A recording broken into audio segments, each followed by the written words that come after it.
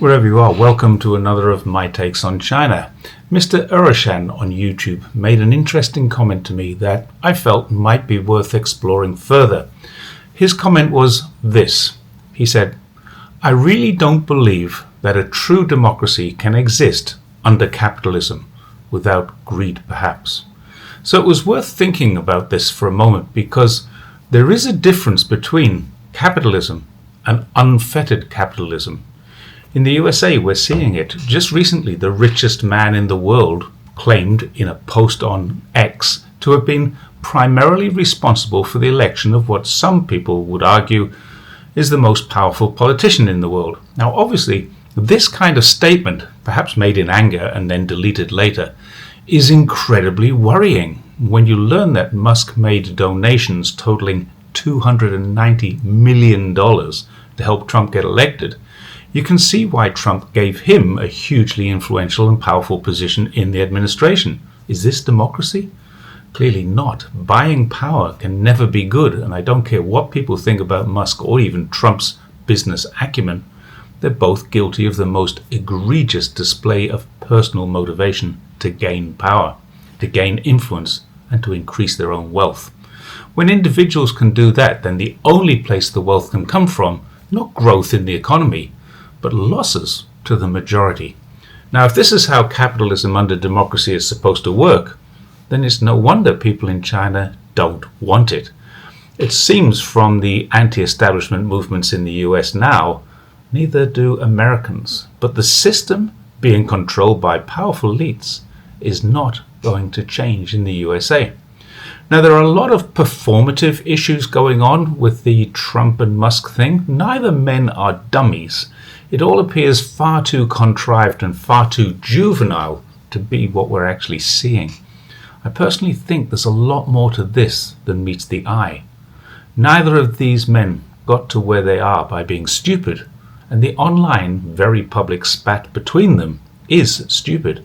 So I suspect it's a performance designed to detract from the passing of an authoritarian bill, this big, beautiful bill, which, if we look closely at it, and I'll be honest, I haven't, because it's over 800 pages of gobbledygook, will cause more hardship for ordinary Americans, and it will provide more power and more wealth for an elite few.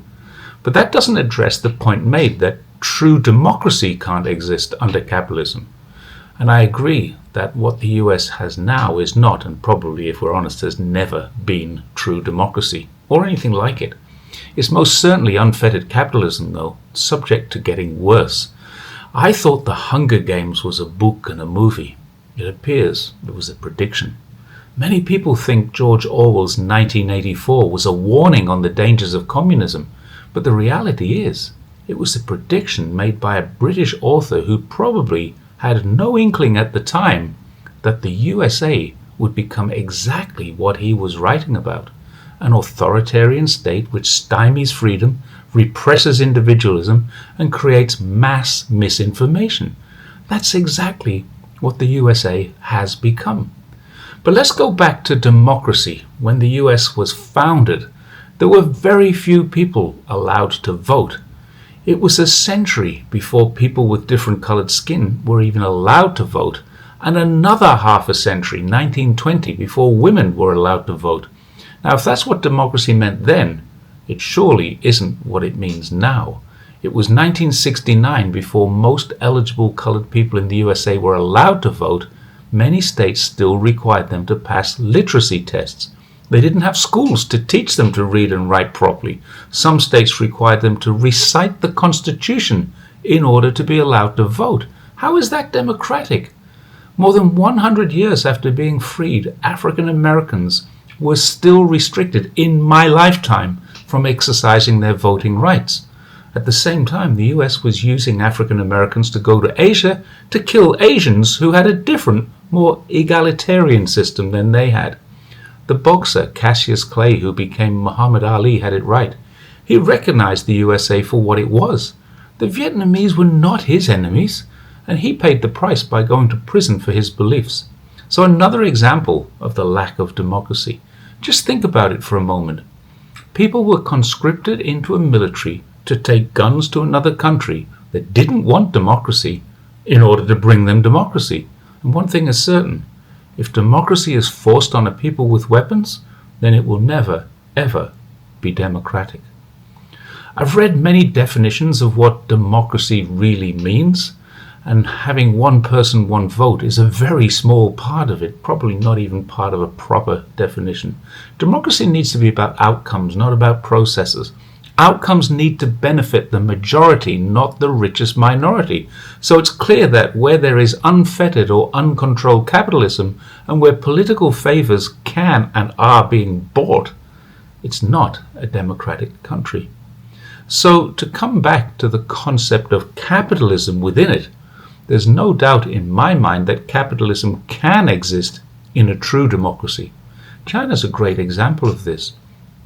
China has both an incredibly deep democracy and well-managed capitalism, which prevents the ultra-wealthy exploiting the poor and managing the government. Think of Jack Ma, the man who attempted to take financing out of the hands of banking and into corporate control. There is no shortage of elites in China, incredibly wealthy and powerful people, but their power extends no further than their own area of expertise and spheres of influence. It doesn't transcend into politics, and if they are politicians, they don't transcend into wealth and management. Although there are some wealthy politicians, they didn't get that wealth through their power, or shouldn't have. Xi is a great example of this. People complain he's wealthy and he shouldn't be because he's the leading politician in a socialist country. However, he's married to one of China's most popular recording artists. He's also the country's best-selling author. Now, we could argue all we like about Xi Jinping's achievements in that respect. The wealth that he has came in the same way that Mao was probably China's only millionaire back in the day. What both of them have done is created a form of governance. They've written speeches and policies, and they have been turned into successful books that every person in China either wants to read, as I did, or must read in order to study governance. How can you aspire to leadership positions if you haven't got a playbook to learn from? If you did, you'd end up with politicians who have no experience of governance and can only write more and more draconian laws designed to further enrich and empower the rich and powerful elites, rather than the people who worked their way from the fields and factories through hard work, diligence, and extensive study. Every government official in China must read in order to learn how to do their job properly, under the leadership's guidance, and every school must study, of course, books like Xi's and Mao's, and they are destined to be bestsellers.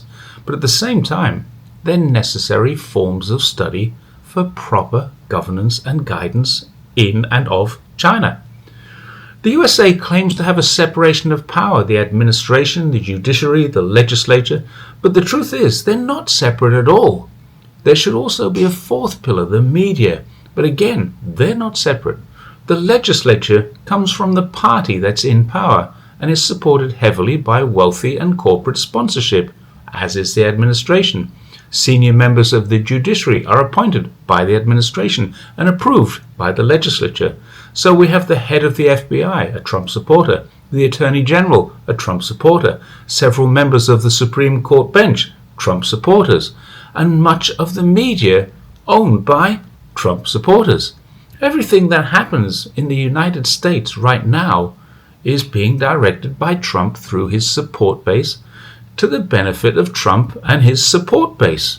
As Princeton University pointed out many years ago, the people who voted within this system get very little benefit from it.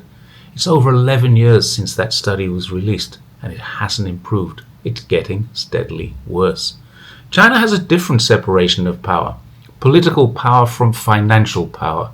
Western elites who control the media and the politicians who would have us believe that this is a bad thing come from a different power base. The gap between the poor and the rich in China is steadily decreasing.